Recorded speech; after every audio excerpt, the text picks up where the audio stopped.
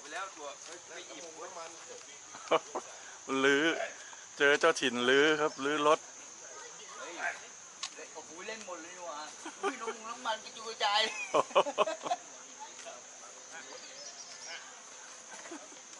ไม่สนใจไม่อายใครด้วยมงมาม่ากระจุยแล้ว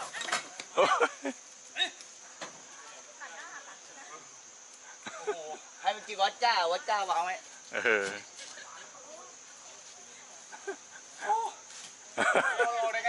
เล่นสะเละเลยจัดไปในตะกร้าเลยด้วยเนี่ยอิ่มเลยหมดเลย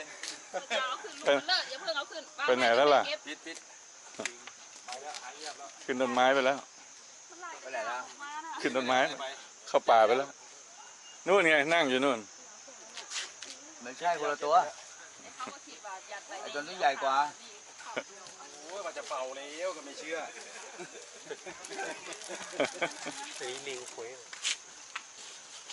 ลิงดุฮะลิงดุเจ้าถิ่นดุเจ้าถิ่นลื้อเละเลย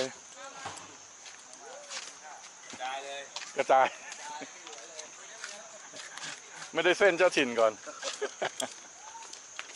เยอะนะพอเส้นปุ๊บเดี๋ยวแม่งลงมาเป็นถุงเลยโอ้วันนี้หนักกว่าเดิมอีก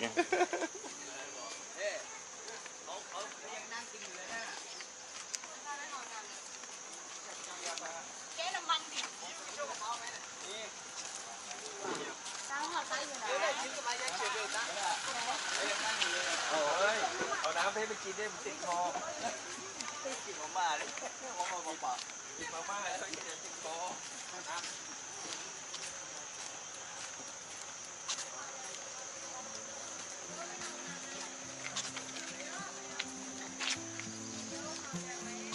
ห้ามลงเล่นน้ำ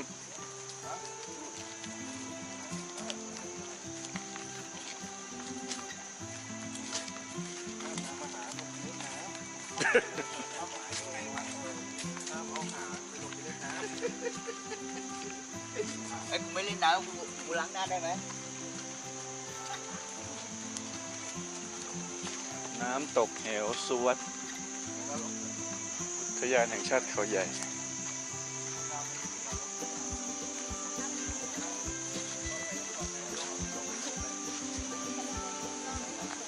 โอ้ลงน้ำตกแค่200 เมตรก็ยังชั่วหัวน้ำตกมันอยู่นี่ดูป่ะฮะ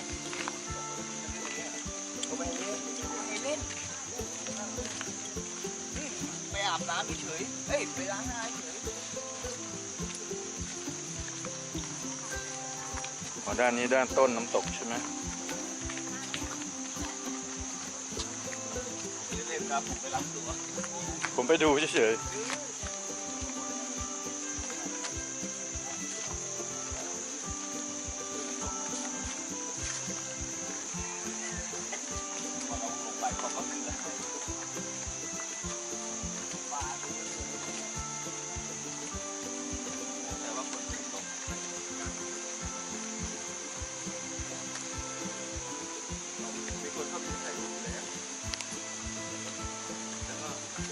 โอ้ยมีน้ำนิดเดียวเองจะไปจับน้ำเขาโดนน้ำเขาน้ำก็เสียอีก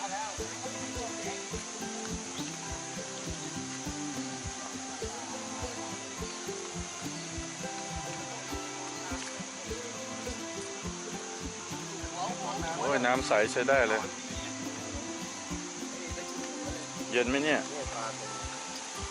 โอ้ยปลาเห็นหรือเปล่าเนี่ยปลาพวงกับไอ้นี่ไงเหมือนปลาตะเพียนกระบอกอ่ะ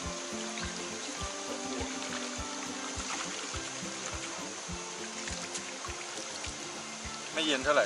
ไม่เย็นเพราะยังเช้าอยู่ดูหัวน้ำเลย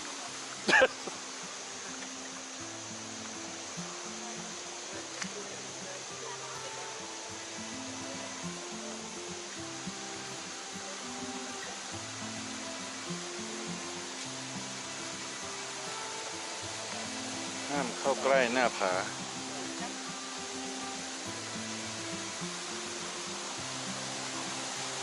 โอ้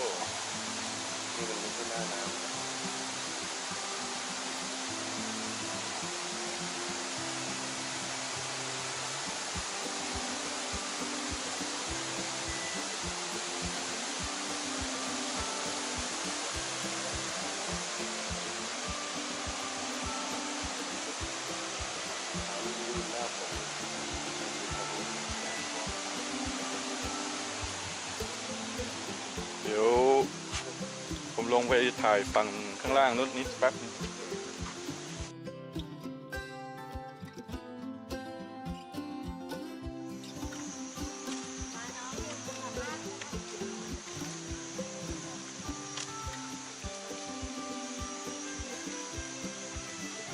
ห้ามลงเล่นน้ำตกนะฝ่าฝืนปรับน้ำตกเหวสุวัตน้ำลึก5 เมตร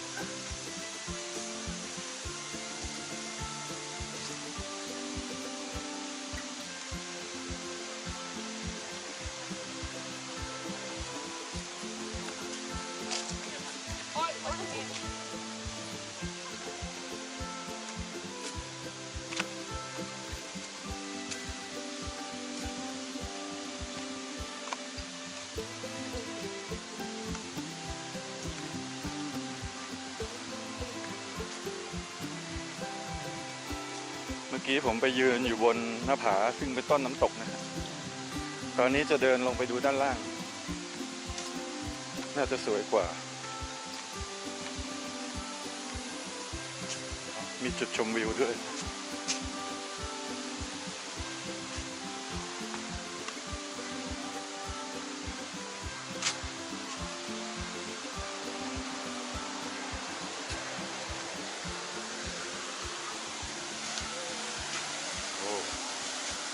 ตรงนี้พอจะสวยอยู่น้ำน้อยขนาดน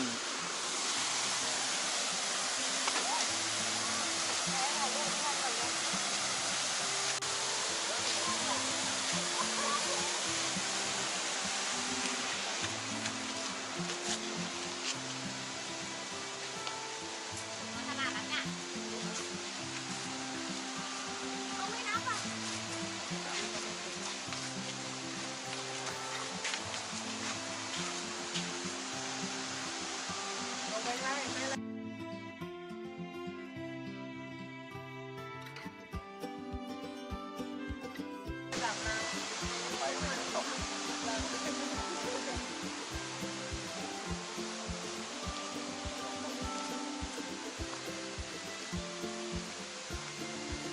มันจะไกลไหมเนี่ย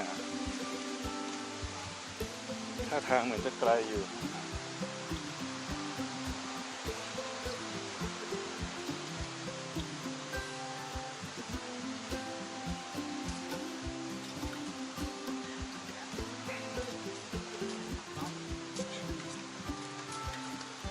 ไกลไหมครับ พอสมควร พอสมควร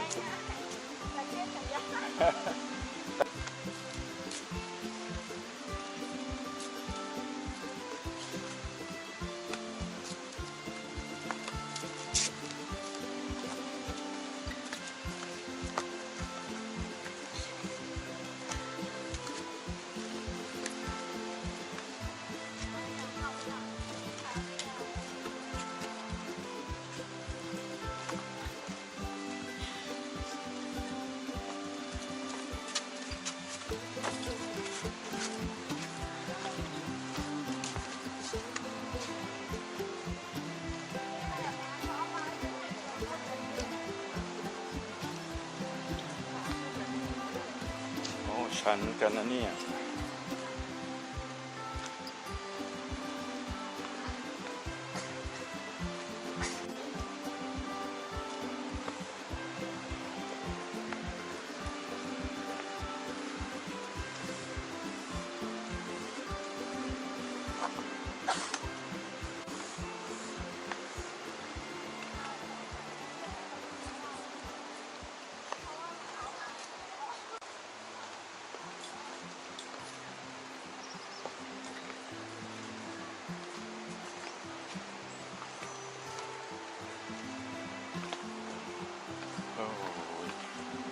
ตอนขึ้นนี่คงลำบากนะชันมากเลย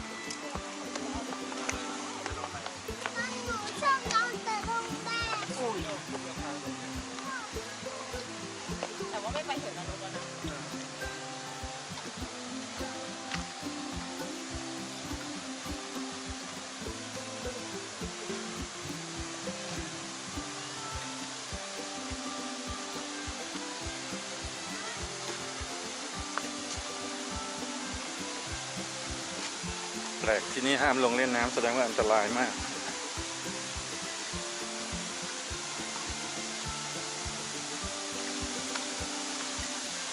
โอ้สวยอยู่ฮะพอมาข้างล่างเมื่อกี้อยู่ด้านบนดูเหมือนไม่สวย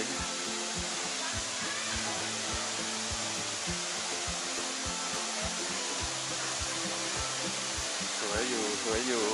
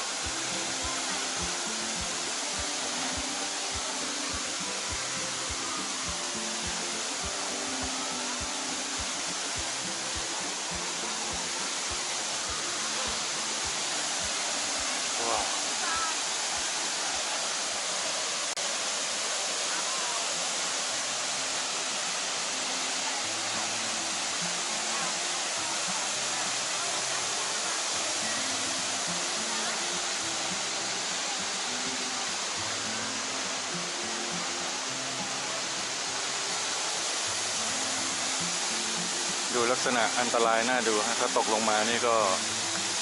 น่าจะสาหัสเขาก็เลยห้ามไปใกล้หน้าผาห้ามเล่นน้ำตรงต้นน้ำด้านบนนะดูน่าอันตรายจริงนี่คือน้ำตกเหวสุวัตนะครับ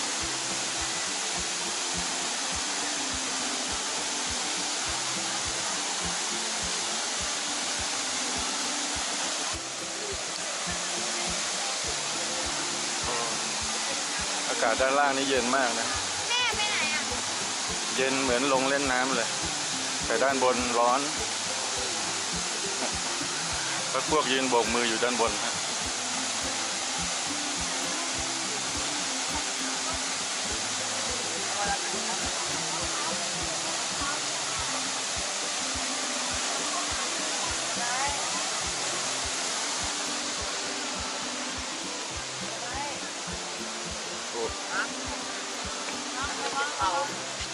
ลื่นครับลื่น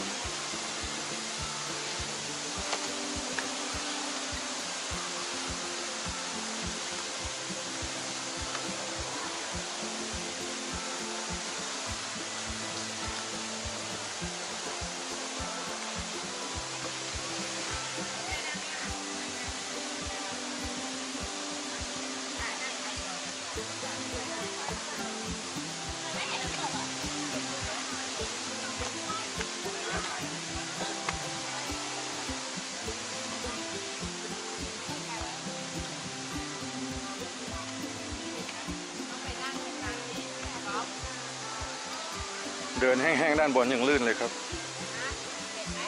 ฉะนั้นถ้าลงไปเล่นน้ำน่าจะลื่นเขาเลยห้าม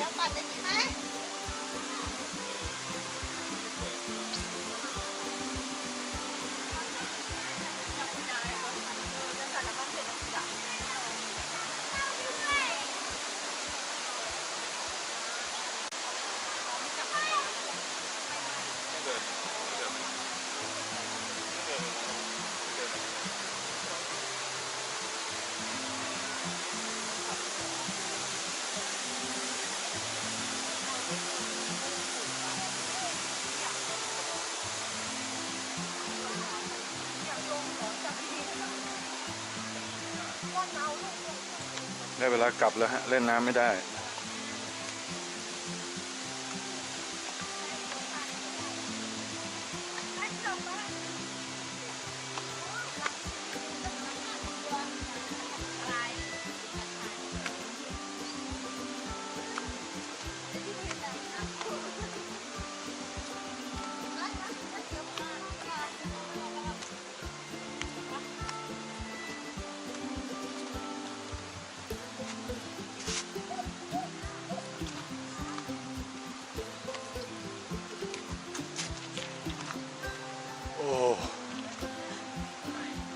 เห็นทางขึ้นแล้วท้อ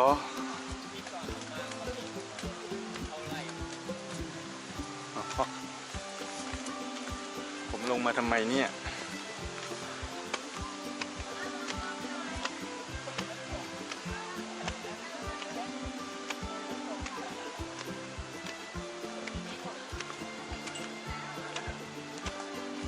อเคเอาแค่นี้ดีกว่าเดี๋ยวตะกายบันไดขึ้นไปก่อนฮะ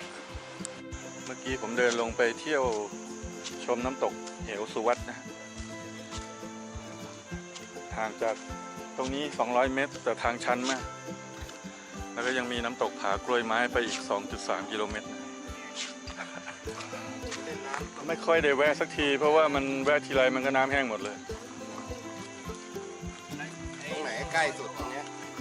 ใกล้น้ำตก ตรงก็พวกสาลิกาพวกไอ้ น้ำรอง ไอ้แก่งสาวน้อยอะไรพวกนั้น ลงมาจีนอ่ะลงมาจีน โอ้โคตรชันเลยเมื่อกี้200 เมตร ฮะ 200 เมตรโคตรชันเลย ละ ทั้งขึ้นทั้งลง